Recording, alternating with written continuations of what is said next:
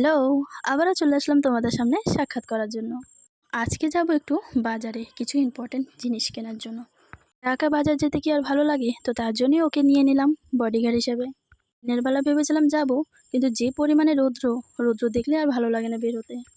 যাবো বলেই অনেক দিন পার হয়ে গেল, কিন্তু বের হতে আর পারলাম না। তো তার জন্যই আজকে দুজন মিলে বের হয়ে গেলাম।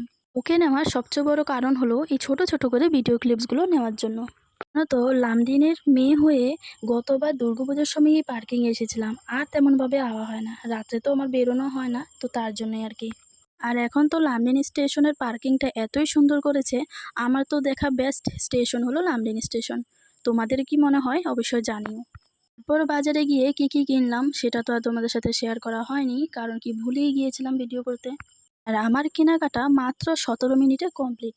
তো তার জন্য এসেও পড়লাম, আর ভাবলাম এত তাড়াতাড়ি যখন এসেই পড়েছি তো পার্কিংয়ে একটু ঘোরাফেরা করানো যাক। এখানে তো ভিড় হয়ই, তো সেটাই দেখছিলাম আর কি ঘুরে ফিরে।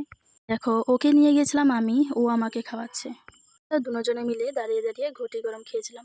কিন্তু ভেবেছিলাম ঘটি গরম নামটা শুনতেই যেরকম আর কি, ভেবেছিলাম হয়তো ঝাল হবে, নয়তো অনেকটা গরম হবে, কিন্তু না, না ছিল ঝাল না ছিল গরম।